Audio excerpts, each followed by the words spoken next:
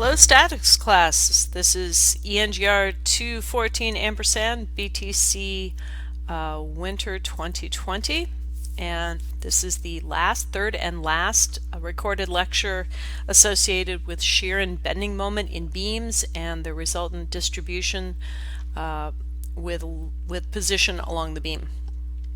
So for this recorded lecture we're just going to do a single example.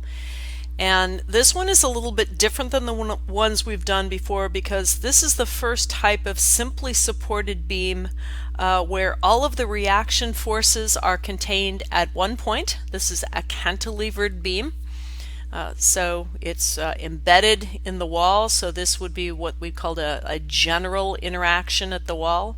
So that wall can provide forces in the X, perpendicular to itself, it can hold the beam up or push it down, and most importantly, it can apply moment.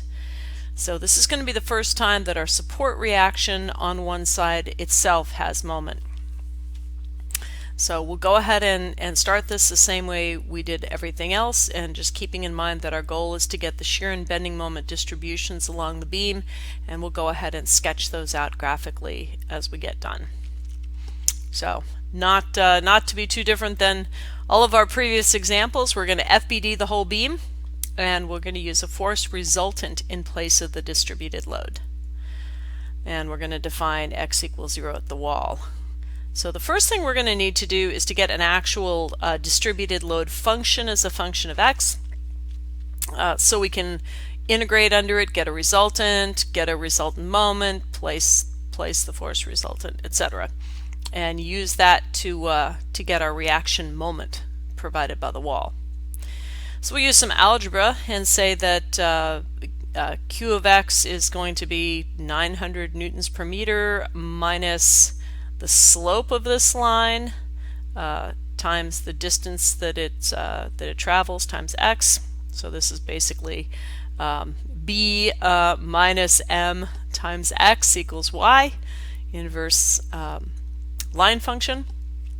So we get our slope here is this point minus this point. So we have 4,500 newtons per meter minus 900 meters over 4 meters minus 0 meters times x.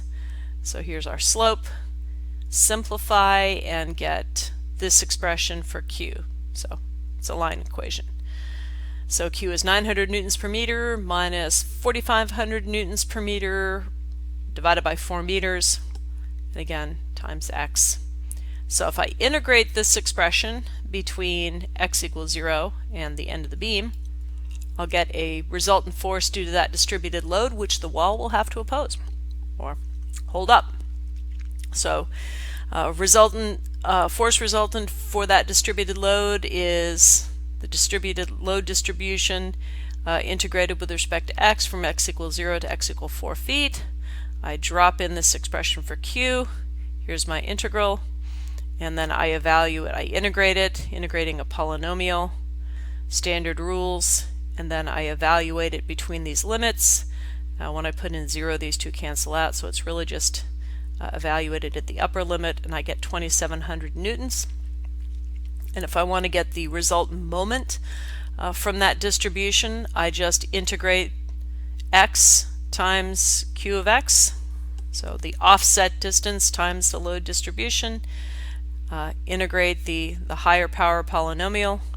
Same procedure otherwise, except I've gone up one power, one order of the polynomial. Still going to be 0 when I put in the lower limit of integration, so it's just this expression evaluated at 4, and I get the moment at the wall resulting from that distributed load is 4,800 newton meters. So we have the correct units: newtons of force, newton meters of moment. So if I do a full beam FBD, I have the distributed load that basically is providing all the force and all the moment applied to the beam. We're discounting the weight of the beam. We don't have anything there. So the wall is opposing both the moment and the vertical loading from the distributed load. So the wall has to be applying the full 27,000 27,000 newtons or 27 kilonewtons with an upward force, and it's also opposing the moment of the distributed load with a clockwise 48 kilonewton meters. So we've just expressed this as kilonewtons instead of writing all the zeros. So our support reactions going into our shear and bending moment distribution calculations are both there. We've had instances where we've had a positive or negative vertical support at a hinge over on the left hand side where we usually start our analysis, but this time we have a moment. So if we want to write, we have one region to consider, so we only have to apply our distributed loads and shear and bending relationships once. So we can write our differential element. We can hack this anywhere and write our element with a cut anywhere along. And so there it is here. Actually, it's not a differential element, it's just a truncated, a sectioned element. We have nothing going on in the x direction, so we don't even have an n sub x axial force in our diagram. But we do have shear and we have bending being contributed by the hacked off right hand section.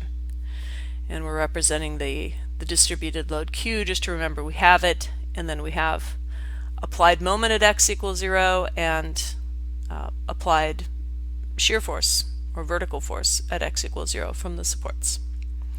So if we go ahead and start into our shear and bending relationships, we just write them up here to remind ourselves that our distributed load is the first x derivative of the shear, shear being x dependent, and then negative shear as a function of x is the first derivative of the moment with respect to x.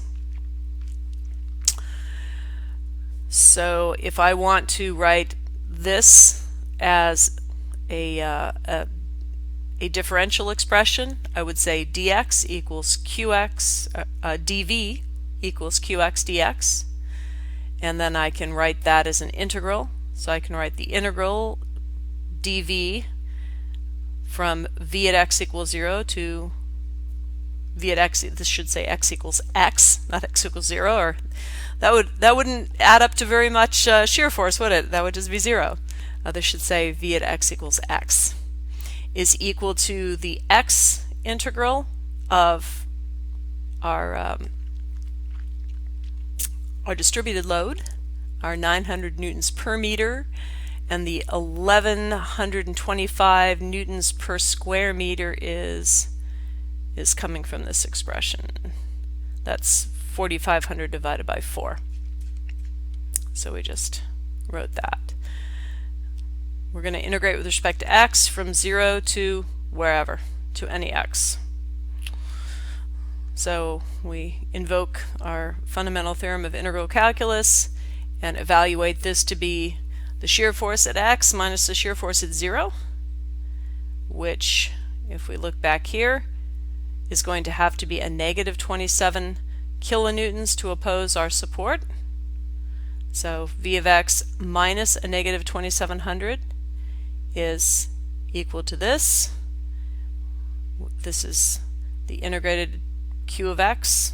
So we've got an x and a 1/2 x squared. We've already dropped in the limits of integration here and found that it was 0 at this expression was 0 at x equals 0, so we're just left with the upper limit. And so if we move that to the other side, here's our total expression for shear force at any x. So let's take a look. So this is a concave parabola that we're hoping is going to be equal to 0 at x equals 4 meters. So we'll see. But we'll go ahead and use that to calculate moment. Again, writing dm dx equals negative v of x, writing that in differential form, dm equals negative vx dx, and then integrating both. And we're going to integrate the moment side from the moment at x equals 0 to the moment at any x, and then we're going to integrate this side from x equals 0 to x equal any x. And so we have moment at any x minus moment at 0, and the moment at 0 was this time being supplied by the support reaction. And let's check direction. So the support reaction was applying, the wall effectively was applying moment in the clockwise direction. If the moment being applied by the cutoff section of the beam is default positive in the counterclockwise direction, 48 kilonewton meters counterclockwise. To oppose it, this would have to be headed clockwise, so it will be negative by this convention. So the moment being applied by the remainder of the beam at the wall is negative 48,000 newton meters. And that plugs in here, and so we end up with a positive, and we end up subtracting it from the other side. This side ends up just being this whole expression dropped in for v of x with a negative sign out front that we always remember to add. Integrate the polynomial with standard rules, and because everything has an x in it, our lower limit of integration is 0.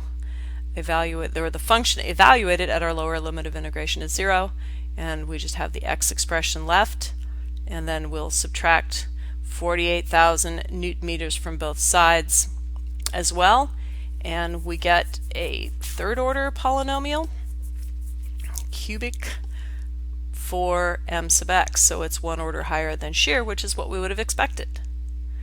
And we evaluate this at 4 meters, and we get 0, and we evaluate this expression at 4 meters and get 0, and that is absolutely imperative because there is nothing even touching this end. So when there's nothing left to transmit, there's no beam to the right to transmit force, there better not be a need to. So those forces and moments all have to go to 0. And if we represent this on a graph, here's our distributed load that looks just like it did on our FBD. And so our shear should have an opposite sign, and it should be a parabola, which basically has a first term coefficient equal to the slope of that line. So we're kind of freehanding it this way, but we know where it starts and where it ends, and that it's concave down. And then the moment's going to be the opposite sign, starting with a negative and then rising to be 0 at 4 meters. So these are reflections of one another, and the maxima of both shear and moment is right at the wall. So that's where you would need the maximum reinforcement. So this was a fairly straightforward but a little bit different twist on our shear and bending, where we have everything pretty much going on at one support reaction and a little bit more complicated distributed load. But otherwise, same exact procedure,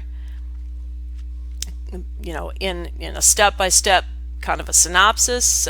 Any one of these you're going to approach by looking at and starting by collapsing all of your distributed loads down into single force resultants, place them the right way, use that to get your whole beam FBD, get the support reactions, and then start marching through, usually from left to right, although you can do it from right to left, and then basically putting those sections into static equilibrium, and then leveraging your differential integral relationships between distributed load, shear force, and bending moment being applied by whatever part of the beam that you have cut off and are representing with those forces.